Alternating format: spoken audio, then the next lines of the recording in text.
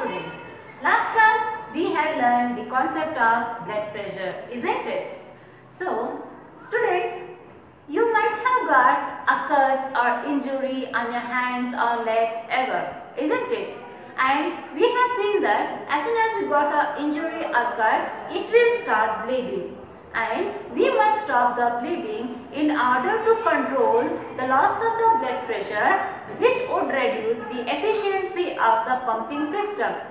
But you might have observed that after some time the bleeding will stop and the injury will get healed by itself, isn't it? But how does all this happen? This all will happen with the help of platelets. So what are platelets now? Platelets are the blood cells which circulates around the body and plug the leaks by helping it to clot the blood at the point of injury. So platelets, they are the blood cells. They will be circulating around the blood, and as soon as if we got any cut or injury, it will start bleeding and they will plug the leaks. Okay, they will plug the leaks where we have got the injured and from where the blood has started flowing. So they will plug the leaks. Plug in the sense they will stop the leaks. How they will stop the leaks? By clotting the blood. They will clot the blood. Blood clotting in the sense the blood will get coagulated at the injured point. Alright. So hence these platelets are the blood cells which circulates around the body. They will plug the leaks to the point of the injury by clotting the blood. So this was about the platelets. Now we shall see about lymph. Lymph is a colorless tissue fluid. But how does this lymph actually form? What is this lymph made up of? Let us see. See, through the pores present in the walls of the capillaries, some amount of plasma, protein and blood cells escape into intercellular spaces in the tissues to form the tissue fluid, or it is also called as lymph. So, through the pores present in the walls of the capillaries, some amount of plasma, protein and blood cells will escape into the intercellular spaces in the tissues to form tissue fluid or lymph. Students, so I have taught you about the capillaries in the last class. So what are capillaries? They are the one cell thick small vessels which will be present inside the arteries. Right? So through the pores present in the walls of the capillaries. Pores in the sense small tiny holes. Pores means tiny holes. It will be very tiny, very microscopically. Okay. So through the small holes present in the walls of the capillaries, through those pores, some amount of plasma, protein and blood cells, they will escape. Okay. They will come out through those pores into the intercellular spaces. Now what is this intercellular spaces? The space between the cells. It is called as intercellular spaces. Okay. See. Suppose if this is a capillary vessel. Okay. And the blood is flowing through these vessels. So there will be a small pores. Okay. There will be small pores inside the wall of the capillaries. So through these pores, a small amount of blood, small amount of plasma and small amount of proteins will escape, and here we can find so many cells. Okay. So a small amount of plasma, protein and blood cells will escape into these intercellular spaces and which will be in a combined form, that is called tissue. This fluid together it will combine to form a tissue fluid or lymph.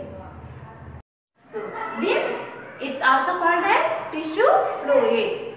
So how is lymph formed, or what is the lymph composed of? Both are the same question, and the answer will be through the pores present in the walls of the capillaries, a small amount of proteins, plasma and blood cells will escape into the intercellular spaces in the tissues to form a tissue fluid called lymph.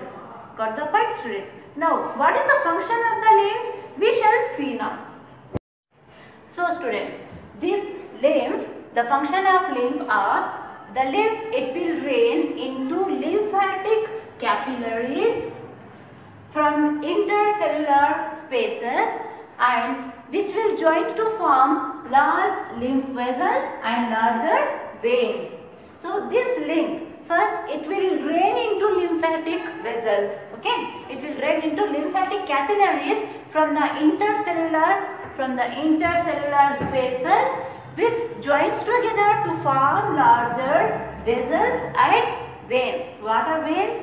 What is the function of veins? Veins are the vessels which will carry blood from different parts of the body, from different cells of the body, and it will take back to the heart.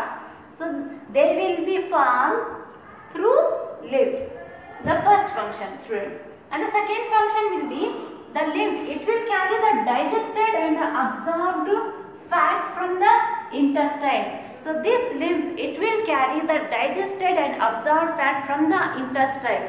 So about the absorption and the digestion you have read in the nutrition part in your class, in your previous classes. So finally the process of nutrition will happen in the largest part of the alimentary canal, that is intestine. So the lymph, it will carry the digested and absorbed fat from the intestine and it will drain the excess of fluid from the extra space and it will bring back to the blood. So these are the two main functions that our lymph does. Alright, students. So this was about the platelets and lymph. So students, till now we have gone through about the circulation of blood in human beings. But what kind of circulation is seen in animals? So students, you know that we human beings possess 4-chambered heart and our circulation is double circulation because we cannot tolerate the mixing of oxygenated blood and the deoxygenated blood. Oxygenated and deoxygenated in the sense pure blood and the impure blood. Hence, we have 4-chambered heart. Similarly, even the birds and other mammals too, they will pose 4-chambered heart because we mammals and the birds, we need more energy to perform our life activities or to perform our life processes. But whereas some animals like reptiles and amphibians, they will have only 3-chambered heart and they can tolerate the mixing of impure blood into pure blood. Hence, they will pose the 3-chambered heart. Why?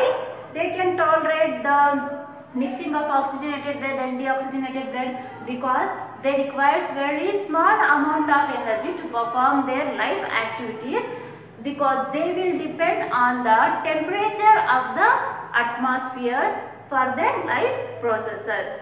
Whereas in apes, students, apes means, you have studied in your previous classes, apes are nothing but fishes. So apes are nothing but fishes. So fishes will have only 2-chambered heart and they will have only a single circulatory system. How? They will have only single circulatory system. How? See?